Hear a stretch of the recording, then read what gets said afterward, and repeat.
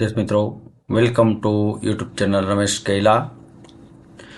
ખૂબ સરસ મજાના વિડીયો જેમાં આપણે જે વિદ્યાર્થી ખરેખર ક્લાસીસ કરી નથી શકતા, જઈ નથી શકતા, કોઈ પણ કારણોવશાત ક્લાસીસ કરી નથી શકતા, તો આવા વિદ્યાર્થીઓ માટે ગુણસેવા પસંદગીની પરીક્ષાની તૈયારી ઘર બેઠા કરી શકે તેવી સરસ મજાની આપણે જે સગવડતા કરી આપી છે. અને જે ક્લાસરૂમ ખરેખર ક્લાસીસમાં કરી શકાય તેવા જ ક્લાસનો આ વિડીયો આ છે. આ વિડીયોમાં તમામ પ્રકારનું કન્ટેન્ટ, જેમાં આપણો મહત્ત્વનો વિષય અને દરેક સ્ટુડન્ટની જે ડિમાન્ડ છે, ડિમાન્ડને આવરી લેતો સબ્જેક્ટ, અને એ છે મિડવાઇફરી. બાળ આરોગ્ય એટલે કે પીડિયાટ્રિક, ચાઇલ્ડ હેલ્થ અને મિડવાઇફરી બે ખૂબ જ અગત્યના વિષય, જેમાંથી 50 માર્કનું પૂછાતું હોય એવા સબ્જેક્ટ છે. અને આ સબ્જેક્ટને આપણે કવર કરીએ છીએ, કમ્પ્લીટ સબ્જેક્ટ આપણે કવર કરીએ છીએ મિત્રો. તો દરેક મિત્રો ખૂબ સરસ મજાનો શાંતિથી પૂરેપૂરો વિડીયો જોજો, કારણ કે મિડવાઇફરી એક એવો સબ્જેક્ટ છે કે જેમાંથી આપણે 50 માર્કનું કોમ્પિટિટિવ એક્ઝામિનેશનમાં પૂછાવાનું છે. તો ચાલો જોઈએ મિડવાઇફરી કમ્પ્લીટ કોર્સ. અને જે કોઈ લોકો આ વિડીયો જુએ છે તે ચોક્કસ વિડીયોને લાઈક કરજો, શેર કરજો, કારણ કે જ્યારે ક્લાસીસ હોય ત્યારે આપણે અઢળક ફી ભરી અને બહાર રહી અગવડતા ભોગવી અને આપણે ક્લાસીસ કરતા હોઈએ છીએ, પરંતુ જ્યારે ફ્રીમાં ઘર બેઠા જો આપણને વિડીયો મળતો હોય તો એક લાઈક ચોક્કસ બને, એક કોમેન્ટ ચોક્કસ બને. તો ચાલો જોઈએ મિડવાઇફરી.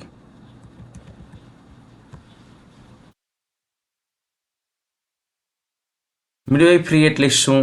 તો ઘણી વખત એવું હોય કે આપણે પૂછાય નહીં, આપણને એમ થાય કે આમાંથી શું પૂછાય, પણ એવી રીતે પૂછાય ઘણી વખત કે સગર્ભાવસ્થા પછીના, બરાબર, જે એન્ટીનેટલ પીરિયડથી શરૂ કરીને ડિલિવરી પછીના 6 અઠવાડિયા સુધી, એટલે કે 42 દિવસના સુધીના સમયગાળાનું, એટલે કે પરપ્યુરમ પીરિયડ સુધીના સમયગાળાની જે બ્રાન્ચ છે, જે સેવાઓ છે, એને મિડવાઇફરી કહેવાય. તો ઘણી વખત આવું આપણને પૂછી શકે, પણ આપણે જાણવું જરૂરી છે. તો મિડવાઇફરી એક એવી બ્રાન્ચ છે કે જેમાં એન્ટીનેટલ એટલે કે સગર્ભાવસ્થાથી શરૂ કરી ડિલિવરી પછીના 6 અઠવાડિયા એટલે કે 42 દિવસનો સમયગાળો, અથવા તો એન્ટીનેટલથી શરૂ કરીને પરપ્યુરમ પીરિયડ સુધીના સમયનું નોલેજ જે બ્રાન્ચમાં આપવામાં આવેલું હોય તેને મિડવાઇફરી કહેવાય છે. આ ઉપરાંત જે નવી મિડવાઇફરી છે એમાં રિપ્રોડક્ટિવ સિસ્ટમને લગતા અને રિપ્રોડક્ટિવ સિસ્ટમના ડિઝીઝ અંગેની પણ સંપૂર્ણ માહિતી મિડવાઇફરીમાં આવી જાય, એને મિડવાઇફરી કહેવાય. ઓબ્સ્ટેટિક, આપણને ઘણી વખત ઓબીજી કહી, ઓબ્સ્ટેટિક, બરાબર. તો ઓબ્સ્ટેટિક એવી બ્રાન્ચ છે કે જેમાં એન્ટીનેટલ, ઇન્ટ્રાનેટલ અને પોસ્ટનેટલ પીરિયડ દરમિયાન કોમન પ્રોબ્લેમ, જે કોઈ પ્રોબ્લેમ હોય, બરાબર, ઇન્ટ્રાનેટલ દરમિયાન હોય, પોસ્ટનેટલ દરમિયાન હોય, અથવા તો એન્ટીનેટલ દરમિયાનના જે પ્રોબ્લેમની સ્ટડી કરવામાં આવે તો તેને કહેવાય ઓબ્સ્ટેટિક. આપણે એમ કહીએ ને ગાયનેક એન્ડ ઓબ્સ્ટેટિક, તો ઓબ્સ્ટેટિક એટલે પ્રોબ્લેમ, કોમન પ્રોબ્લેમની જેની સ્ટડી કરવામાં આવે એને કહેવાય ઓબ્સ્ટેટિક. ગાયનેકોલોજી મેડિકલ સાયન્સ અને ફિઝિયોલોજીની એક એવી બ્રાન્ચ છે કે જેમાં ફિમેલ રિપ્રોડક્ટિવ સિસ્ટમની સ્ટડી કરવામાં આવે, સ્પેશિયલી ફિમેલ અને ફિમેલ ગર્લ્સનો સમાવેશ થાય, આને કહેવાય ગાયનેકોલોજી. એનપીએમ નર્સ પ્રેક્ટિશનર મિડવાઇફરી કેવી કહેવાય? Nurse practitioner. આપણે એનપીએમ પણ આપણે જાણવું જોઈએ, કારણ કે ઇન્ડિયાની આ હેલ્થ સિસ્ટમમાં ઘણા બધા મિડવાઇફરીના કોર્સીસ ઇન્ટ્રોડ્યુસ થવા છે. એમાંનો આ સરસ મજાનો નર્સ પ્રેક્ટિશનર મિડવાઇફરી એ બેઝિક પોસ્ટ કોર્સ છે, બરાબર. એનપીએમ ઇન્સ્ટિટ્યૂટ એ ઇન્ડિયન નર્સિંગ કાઉન્સિલ આઈએનસી 2000થી 2003ની અંદર India Australia training capacity building project અંતર્ગત શરૂ કરવામાં આવ્યો હતો. આવું યાદ રાખો, ક્યારેક કદાચ પૂછાય, બરાબર. કેરિક્યુલમમાં શું હોય? તો નર્સિંગ નોલેજ હોય, એટીટ્યૂડ હોય અને ગુડ મિડવાઇફ તૈયાર કરવાનો હેતુ હોય, બરાબર. હવે આપણે આવીએ ઓરિજિનલ મિડવાઇફરી ઉપર કે ફિમેલ રિપ્રોડક્ટિવ સિસ્ટમ. તો ફિમેલ રિપ્રોડક્ટિવ સિસ્ટમને કેટલા ભાગમાં વહેંચી છે? કુલ 3 ભાગમાં, બરાબર. ફિમેલ રિપ્રોડક્ટિવ સિસ્ટમના ઓર્ગન્સને 3 ભાગમાં વહેંચાય, એક એક્સટર્નલ ઓર્ગન્સ, ઇન્ટરનલ ઓર્ગન્સ અને એસેસરીઝ ઓર્ગન્સ. એક્સટર્નલ ઓર્ગન્સમાં શું શું આવે? તો અહીંયા આપણે ખાલી રિવિઝન કરીએ છીએ, માત્ર જ્યાં જ્યાં અગત્યનું હશે એ તમને ચોક્કસ સમજાવશું. વલ્વા, મોન્સ પ્યુબિસ, લિબિયા માઇનોરા, લિબિયા મેજોરા, ક્લાઇટોરિસ. ક્લાઇટોરિસ શું છે? તો ક્લાઇટોરિસ છે એ સેક્સને એક્સાઇટ કરવા માટેનું એક મહત્વની ભૂમિકા ભજવે છે. ક્લાઇટોરિસ એ નાનો મગના દાણા જેવો ભાગ હોય છે જે ખૂબ જ સેન્સેટિવ હોય અને એમાં વધારે પડતું બ્લડ સપ્લાય હોય. ઇરેક્ટાઇલ ટિશ્યુ હોય. કેવા ટિશ્યુ હોય? ઇરેક્ટાઇલ ટિશ્યુ જે ફિમેલને ઉત્તેજિત કરે તો એને ક્લાઇટોરિસ કહેવાય.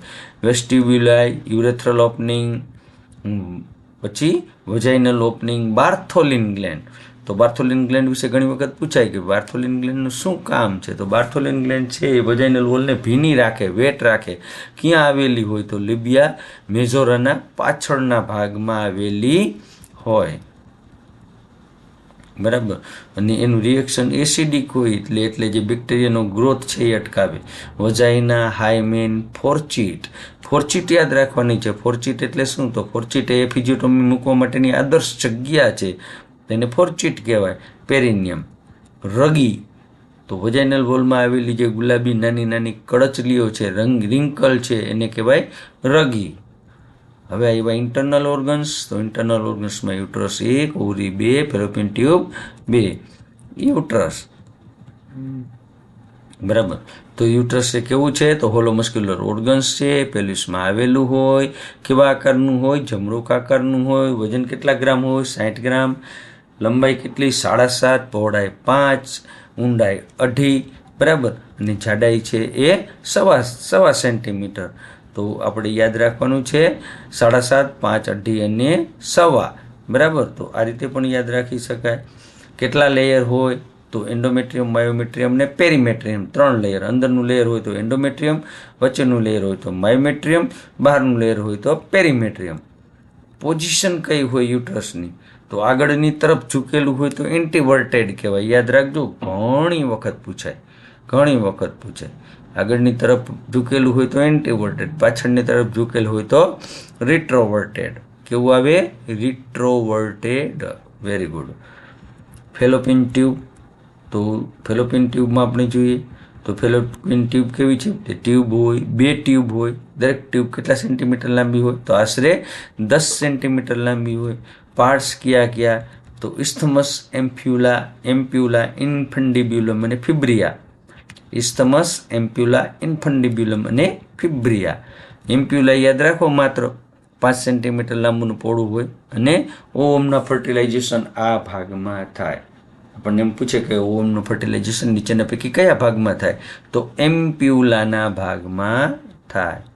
ઓવરી 2 હોય, બ્રોડ લિગામેન્ટ સાથે જોડાયેલી હોય, પાછળથી પેરિટોનિયલ કમિટી સાથે જોડાયેલી હોય. ઓવરીને કેવી ગ્લેન્ડ કહેવાય? સેક્સ ગ્લેન્ડ પણ કહેવાય. લંબાઈ 3 સેન્ટીમીટર, પહોળાઈ 2 સેન્ટીમીટર, જાડાઈ 1 સેન્ટીમીટર. વજન છે એ 2.5 ગ્રામ. રંગ કેવો હોય? વાદળી હોય. આકાર કેવો હોય? આલમંડ શેપ હોય. ઓકે. ઓવરીના કેટલા ભાગ પડે? 2 ભાગ પડે. એક મેડ્યુલા, એક કોર્ટેક્સ. અંદરનો ભાગ હોય તો મેડ્યુલા હોય. મેડ્યુલામાં શું હોય? તો મેડ્યુલા છે જર્મિનેટેડ એપિથેલિયલ ટિશ્યુનું બનેલું હોય, બ્લડ સપ્લાય અને નર્વ સપ્લાય કરે. કોર્ટેક્સ છે એ બહારનો ભાગ છે ઓવરીનો, એમાં અસંખ્ય ગ્રાફિન ફોલિકલ આવેલા હોય. શું આવેલું હોય? ગ્રાફિન ફોલિકલ આવેલું હોય. ગ્રાફિન ફોલિકલ, દરેક ગ્રાફિન ફોલિકલમાં શું હોય? એક પ્રીમેચ્યોર ઓવમ હોય. આ ઓવમ ક્યારે? તો આ ઓવમ છે તો એ મહિનાના 14મા દિવસે લગભગ જે મેચ્યોર થઈ અને બહાર આવે તો એને કહેવાય ઓવ્યુલેશન. આવું પણ યાદ રાખવાનું હોય. બરાબર. ઓવરીમાંથી શું ઉત્પન્ન થાય? તો ઇસ્ટ્રોજન ઉત્પન્ન થાય.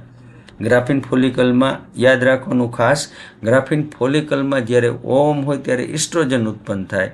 એક વખત ફોલિકલ તૂટી જાય અને ઓવમ બહાર આવી જાય ત્યાર પછી એને કહેવાય કોર્પસ લ્યુટિયમ. ખાલી ખોખું થઈ જાય તો શું કહેવાય? Corpus luteum.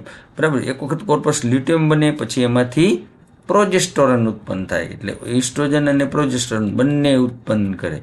બરાબર. તો ઇસ્ટ્રોજન શું છે? તો સેકન્ડરી સેક્સ લાક્ષણિકતાઓ ઉપર ખૂબ જ અસર કરે. સ્ત્રીનો આકાર, સ્તનનો વિકાસ, વાળનો વિકાસ વગેરે ઇસ્ટ્રોજન કરે. એ ડોડરલિન બેસિલાઈના વિકાસને ઉત્તેજન આપે. જો ડોડરલિન બેસિલાઈ આપણે યાદ રાખવાની છે. ડોડરલિન બેસિલાઈ છે એ વજાઇનલ વોલમાં હોય અને એ છે એ વજાઇનાની એસિડિટી જાળવી રાખે, તેથી વજાઇનામાં કોઈ પણ જાતનો ચેપ લાગે નહીં. કેવા બેસિલાઈ યાદ રાખશો? ડોડરલિન. રાઈટ. રિસેયર ડોડરલાઇન બેસિલાઈ. રેડી? ઓકે. પછી આવે પ્રોજેસ્ટેરોન. તો યુટ્રસના બ્લડ સપ્લાયમાં વધારો કરે અને જે યુટ્રસ છે જે ઓમ છે એ એક વખત ફર્ટિલાઇઝ થયું હોય તો એને સ્વીકારે અને પછી પૂરેપૂરા 9 મહિના સુધી પ્રોજેસ્ટેરોન ઉત્પન્ન થાય. રિલેક્સિન, તો આ હોર્મોન છે એ કોર્પોરેટ લ્યુટિયરમાંથી આવે. મોટાભાગે ક્યારે ઉત્પન્ન થાય તો 38 થી 42 અઠવાડિયા દરમિયાન જોવા મળે. એકદમ પૂરી પ્રેગ્નન્સી થઈ જાય પછી ગ્રીવા હોય એને નરમ બનાવે, યુટ્રસનું સંકોચન થાય જેથી કરીને ડિલિવરીમાં સરળતા રહે. રિલેક્સિન હોર્મોન ત્યારે ઉત્પન્ન થાય. ફોલિકલ સ્ટિમ્યુલેટિંગ હોર્મોન, તો ગ્રાફિન ફોલિકલનો વિકાસ કરે. પ્રોલેક્ટિન, યાદ રાખજો, પ્રોલેક્ટિન હોર્મોન દૂધના ઉત્પાદનમાં વધારો કરે. બરાબર, દૂધના ઉત્પાદનમાં વધારો કરે પ્રોલેક્ટિન, મિલ્ક માટે જવાબદાર. એસેસરીઝ ઓર્ગન્સ આપણે જોયું ભાઈ, કયા organ, external organs, internal organ અને એસેસરી ઓર્ગન્સ એટલે કહેવાય બ્રેસ્ટને બીજું કહેવાય મેમરી ગ્લેન્ડ. બરાબર, ચેસ્ટ કેવિટીના સ્ટર્નમથી શરૂ થઈ અને બીજી અને છઠ્ઠી રીબ વચ્ચે આવેલી હોય. ક્યાં એવું હોય? બીજી અને છઠ્ઠી રીબની વચ્ચે બ્રેસ્ટ હોય. બરાબર, બ્રેસ્ટમાં કેવા ટીસ્યુ હોય? ગ્લોબ્યુલર ટીસ્યુના લોબ આવેલા હોય. કેટલા લોબ હોય? 22 લોબ હોય. નાના લોબને શું કહેવાય? તો લોબ્યુલ્સ કહેવાય. બરાબર, બધા જ લોબ્યુલ્સમાં એક એલ્વિયોલાઈ સેક હોય. બરાબર, ગ્રંથિ આવેલી હોય. એમાં એલ્વિયોલાઈ સેકમાં છે મિલ્ક ઉત્પન્ન કરતા સેલ આવેલા હોય અને આ મિલ્ક ઉત્પન્ન કરતા સેલ આવેલા હોય એને કહેવાય એકની. કેવી? યાદ રાખજો, એકની. રહેશે યાદ? બરાબર, તો એકની યાદ રાખવાની છે. નિપલ કેની બનેલી હોય? તો ઇરેક્ટાઇલ ટીસ્યુની બનેલી હોય. આના અગાઉ પણ એક ઇરેક્ટાઇલ ટીસ્યુ આવ્યા અને એક ક્લાઇટોરિસમાં હોય. ક્લાઇટોરિસમાં હોય, નિપલમાં હોય અને મેલમાં પેનિસમાં હોય. 3 જગ્યાએ ઇરેક્ટાઇલ ટીસ્યુ હોય. નિપલની આજુબાજુના રંગવાળા ભાગને કહેવાય એરિયોલા. એરિયોલામાં કેવા હોય? શું હોય? જે ટ્યુબરકલ હોય તેનું નામ શું હોય? તો મોન્ટુગોમેરી ટ્યુબરકલ. કેવા ટ્યુબરકલ કહેવાય? મોન્ટુગોમેરી ટ્યુબરકલ. બરાબર, એ ટ્યુબરકલ શું કરે? તો સિબમ ઉત્પન્ન કરે અને એરિયોલાનો ભાગને ભીનો રાખે. એમાં કયા સેન્સેશન આવે તો એ ખ્યાલ આવવો જોઈએ આપણને. ક્યાં? તો એ મિડવિફરીમાં પાછળના ભાગમાં આપણને જ્યારે બ્રેસ્ટનો વિકાસ, સ્તનનો વિકાસ આવશે ત્યારે આવશે. બરાબર, પ્રિકલિંગ ટિંગલિંગ સેન્સેશન એ આવશે ત્યારે. મેલ રિપ્રોડક્ટરી સિસ્ટમ, તો મેલ રિપ્રોડક્ટરી સિસ્ટમમાં ખાલી આપણે ટેસ્ટિસ યાદ રાખવાનું છે. ટેસ્ટિસ ક્યાં આવેલું? તો સ્ક્રોટમમાં આવેલું હોય. લંબાઈ 4.5 સેન્ટીમીટર, પહોળાઈ 2.5 સેન્ટીમીટર, જાડાઈ 3 સેન્ટીમીટર. તો ટેસ્ટિસ. પછી યાદ રાખવું છે સેમિનિફેરસ ટ્યુબ. સેમિનિફેરસ ટ્યુબલ્સ.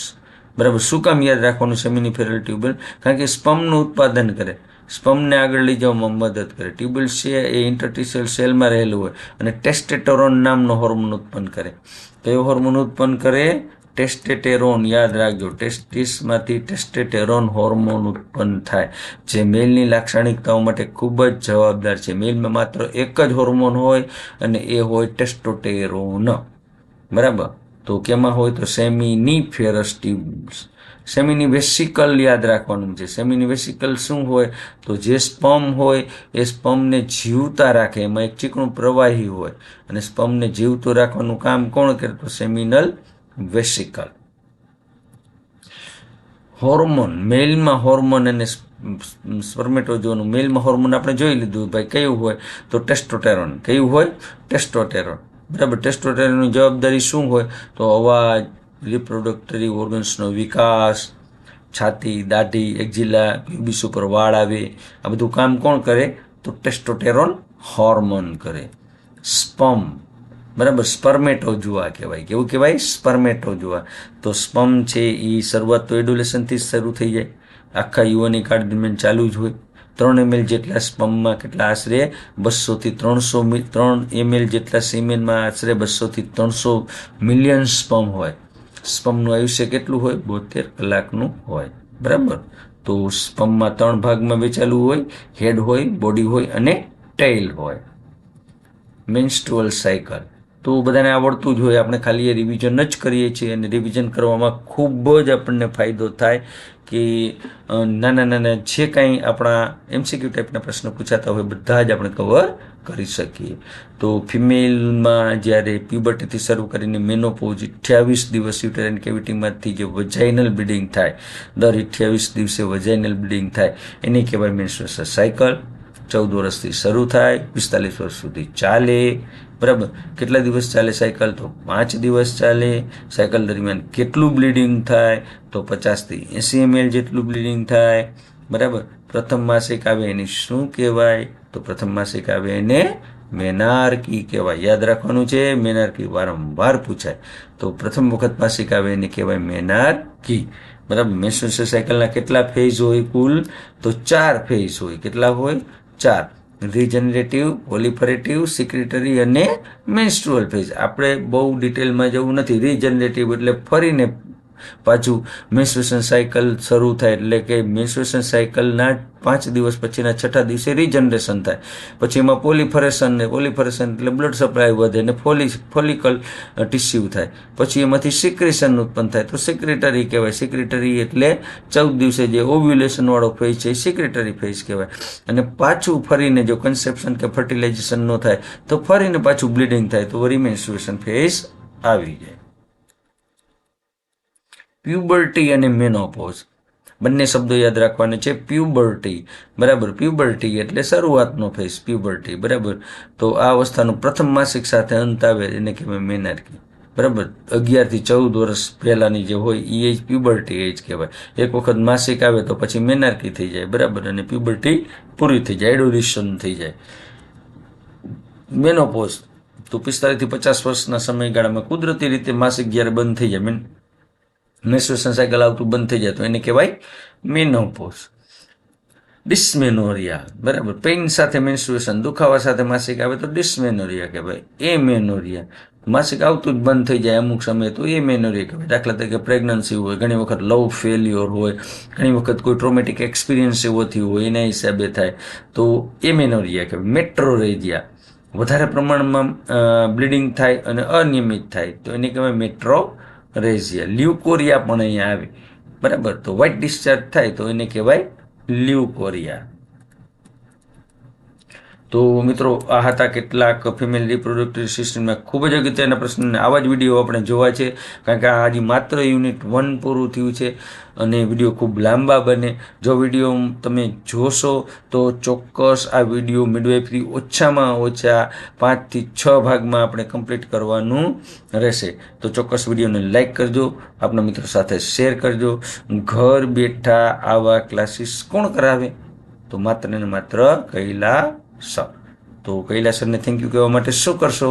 તો કૈલાસ સરને થેન્ક યુ કહેવા માટે એક આપની લાઈક અને એક આપની સરસ મજાની કોમેન્ટ. ખૂબ ખૂબ આભાર, ધન્યવાદ.